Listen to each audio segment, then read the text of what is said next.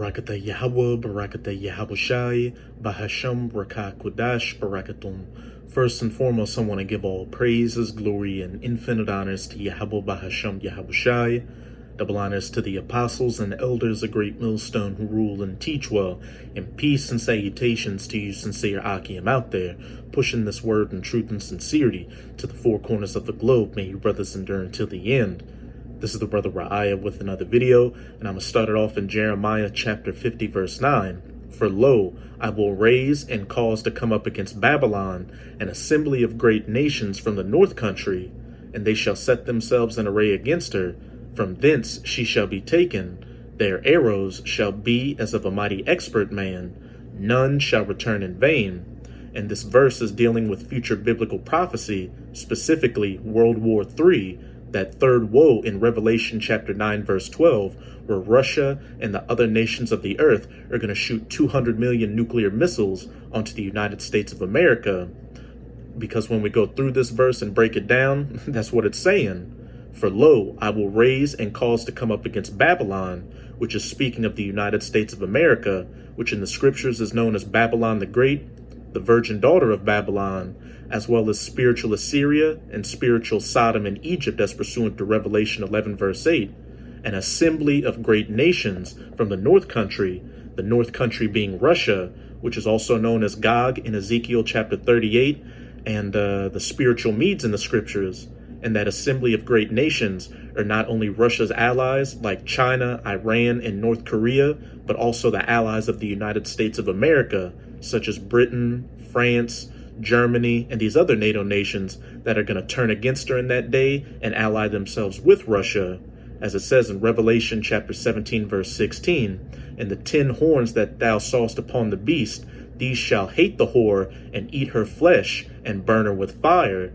The 10 horns being the EU, the beast being NATO, and that whore being the United States of America. And they shall set themselves in array against her.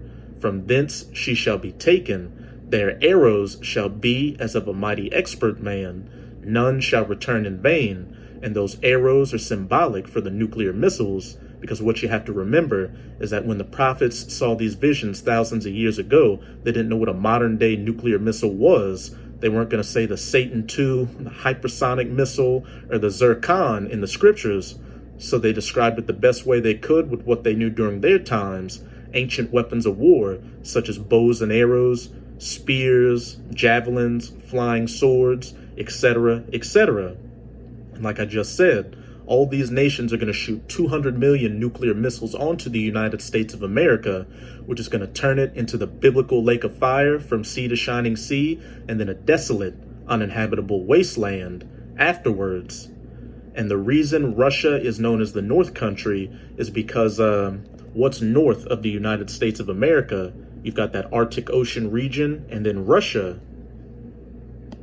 Here's a map. You've got Russia, the North Country right here, the Arctic Ocean region, and then the United States of America. And Russia shooting its missiles across the Arctic and from the Arctic to hit its targets in the United States of America would be the shortest trajectory time for its missiles to reach its targets in the U.S. And over the past couple of years, you've had Russia building up its military assets heavily in the Arctic Ocean region, which is what I'll be going into in this video. This is an article from CNN.com titled, Satellite Images Show Huge Russian Military Buildup in the Arctic. Russia is amassing unprecedented military might in the Arctic and testing its newest weapons in a region freshly ice-free due to the climate emergency in a bid to secure its northern coast and open up a key shipping route from Asia to Europe. But mainly because it's biblical prophecy, it's Yahweh Bahasham Yahabushai getting the North Country or Russia geared up to shoot its arrows onto Babylon. Weapons experts and Western officials have expressed particular concern about one Russian superweapon, the Poseidon 2M39 torpedo.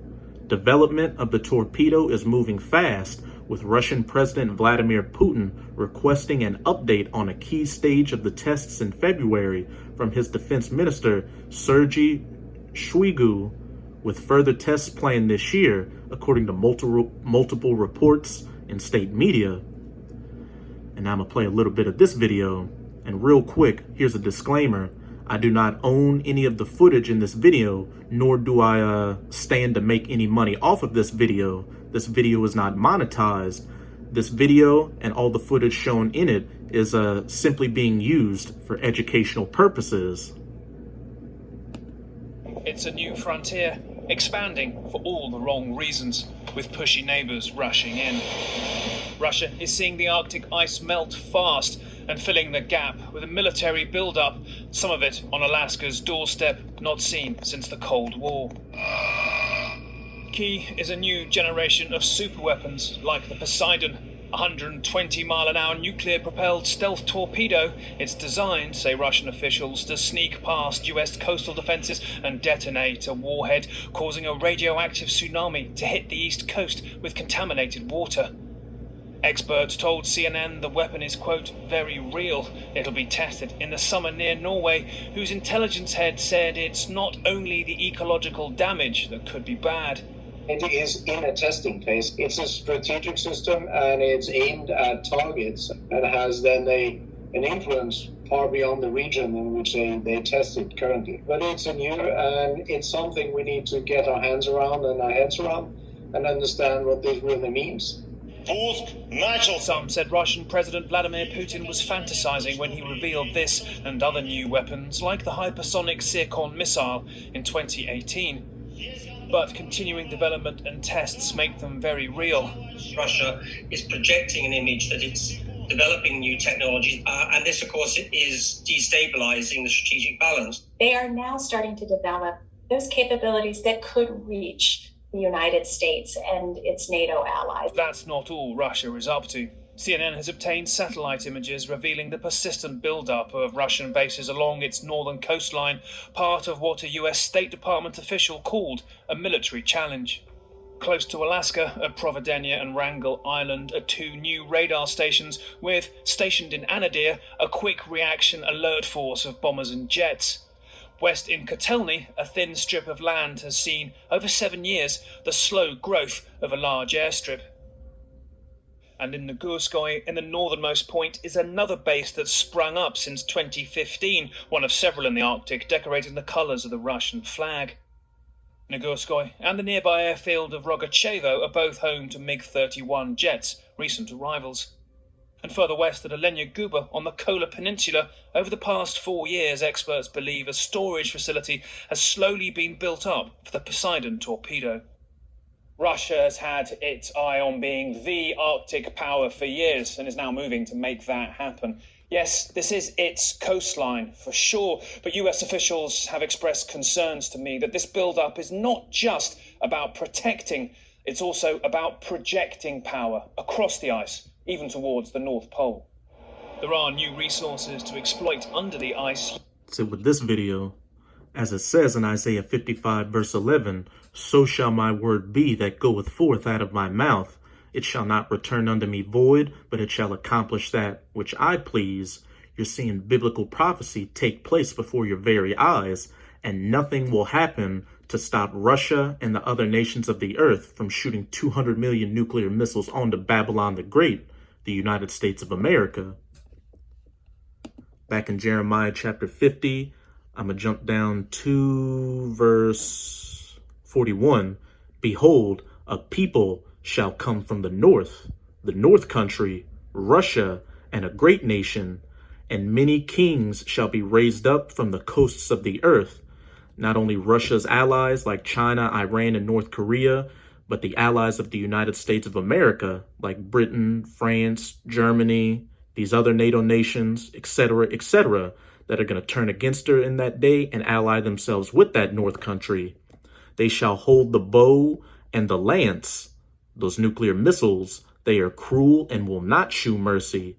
Their voice shall roar like the sea, and they shall ride upon horses, everyone put in array like a man to the battle against thee, O daughter of Babylon, the virgin daughter of Babylon, the United States of America. And like I've been saying throughout the video, they're going to shoot 200 million nuclear missiles onto the United States of America, which is going to turn it into the biblical lake of fire from sea to shining sea, and then a desolate, uninhabitable wasteland afterwards. Jump up to verse 39. Therefore, the wild beasts of the desert with the wild beasts of the islands shall dwell there, and the owls shall dwell therein. And it shall be no more inhabited forever, neither shall it be dwelt in from generation to generation.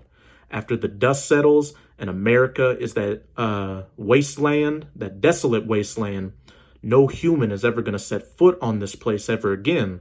Only desert creatures are going to dwell here. As the Most High overthrew Sodom and Gomorrah. And how did the Most High overthrow ancient Sodom and Gomorrah? With fire and brimstone from the sky. And like I said earlier in the video, besides being known as Babylon the Great in the scriptures, the United States of America is also known as spiritual Sodom and Egypt, as pursuant to Revelation 11 verse 8. So he's going to overthrow this modern day Sodom and Gomorrah with modern fire and brimstone from the sky, those 200 million nuclear missiles, and the neighbor cities thereof, saith Yahweh, so shall no man abide there, neither shall any son of man dwell therein. And when America is that uninhabitable, desolate wasteland, it's going to stand as a memorial as to what a wicked kingdom looks like, how not to govern the earth, and what the judgment and punishment is for afflicting the apple of the Most High's eye, the true children of Israel, who are the so-called Negroes, Latinos, and Native Americans. And that's it with this video. With this video, I hope you sincere Akim were edified. Just keep strong and keep pushing this word. We're almost out of this final wicked captivity of the heathen nations, chiefly of the Edomites. And as always, I'm going to say Abad Babol, Kwam Yasharala, and until next time, Shalom.